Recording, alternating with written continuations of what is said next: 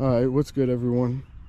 Just trying to help some people out because I know the IS is getting a little more popular each year and they get a little harder to find in pretty decent condition. So this video I'm just going to be trying to help out and put my 2 cents in, just my opinion on what to look out for when buying a 01, 05 IS300.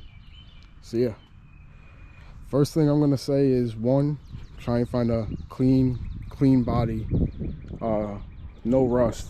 In my opinion, that's the first thing I look for when buying these. I've had about 4 or 5 of them and I know exactly where to look and what to look for.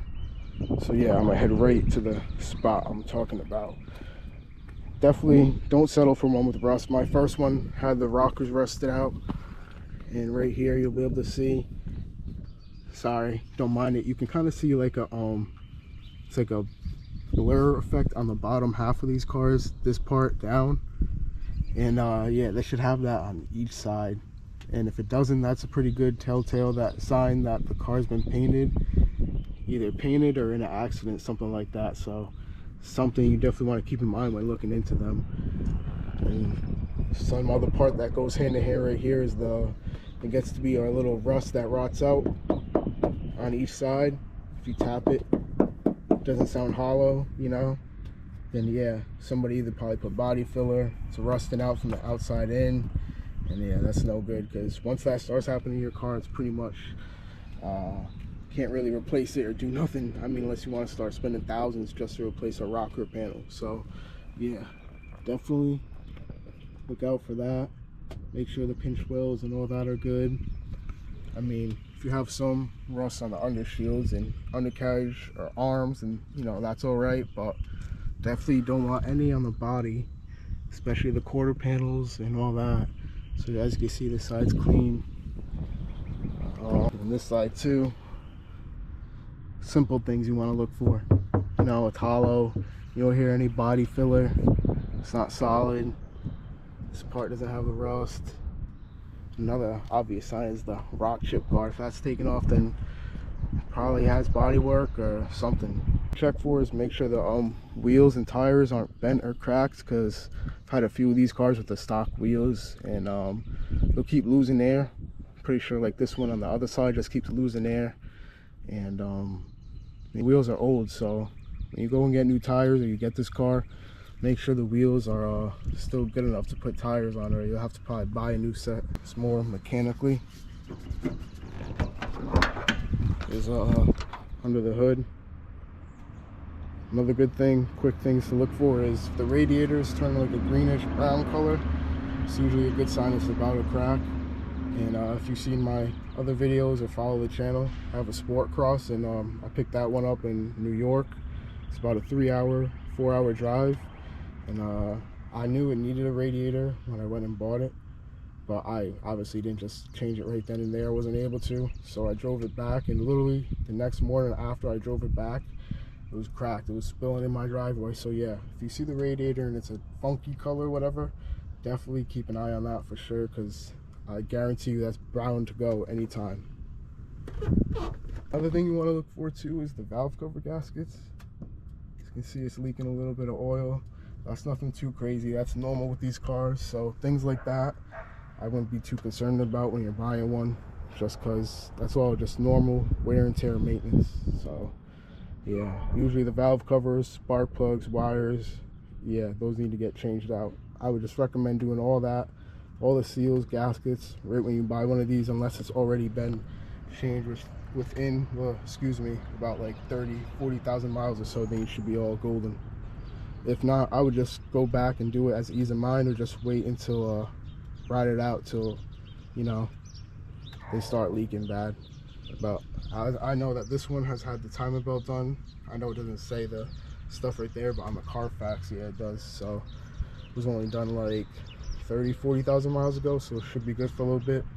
But either way, just pop this cover open, 2 Allen head bolts right there. You can just check it for yourself, make sure there's no cracks in the timing belt. You know, check the serpentine belt. A water pump is another thing that happened with the radiator in my wagon. That started going out, car started overheating. That's another thing. But all these parts that I'm talking about are really cheap, and it's not hard to fix at all. So you can do all this in your driveway pretty much without really a lift. It's just basic tools and a jack and some jack stands. So mechanically, I would say it's not too much else to look for besides the exhaust leak. Make sure the cats aren't clogged. That'll throw a code. The evap code with the charcoal canister in the back. Make sure that's all right. Most likely blown if it's at 120, 30 plus thousand miles, even less, just like this one. So yeah, all the struts are blown pretty much all around. So I'm gonna be doing that next. Can't really, you know, there's nothing to see, but yeah, it doesn't ride good at all. The bushing on the bottom part of the strut that connects to the control arm is blown. And yeah, don't mind the dirty car. Washed it, waxed it the other day, and this bird just likes to sit right on top of my driveway and just crap on my car all day. But thing onto the suspension, is the ball joints is another #1 priority you guys would want to make sure you get done with this car. Is that the ball joints, yeah, if they snap, break, the bushing's bad or whatever, the bushing isn't bad or worn out, or else you'll have a pretty bad day. Other than that, these are really fun, reliable cars. Just keep in mind the gas mileage on them isn't the greatest, so you will be spending upwards of $40, $50 depending on where you live and what gas you put into them. I know it's about $55, $60 to fill up on 91, 93 from where I'm at. But yeah, I don't drive too much, or you're just driving around, then I would get one. Or if you don't really care about gas prices and you got money like that, then sure, go for it. It's definitely a fun little car. But and the things that I just mentioned, it's all pretty much just normal maintenance, especially for a car this age. So right little thing you might want to look out for is the dashboard. This is a 01. They made these cars 01 to 05, and the 02 to 05 is the only one that get that sticky dashboard. And the 01s have these trim parts too. So yeah, nothing crazy, you know. Who knows and has IS knows that's super common, so I wouldn't really trip about that. That can always be fixed. Yeah. Those are just a few of my opinions on what you should look for when buying one of these cars, or looking at one of them, or just picked one up. Look out for those few things. But other than that, they're solid cars. There's not too many problems with it, unless you really do get a lemon. You just want to definitely check the Carfax, the few things that I mentioned in the video.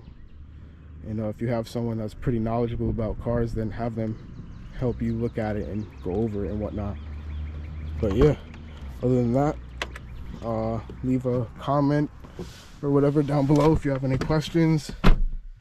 Subscribe to the channel if you want to see more videos. And yeah, until then, I'll see you guys in the next one. Peace.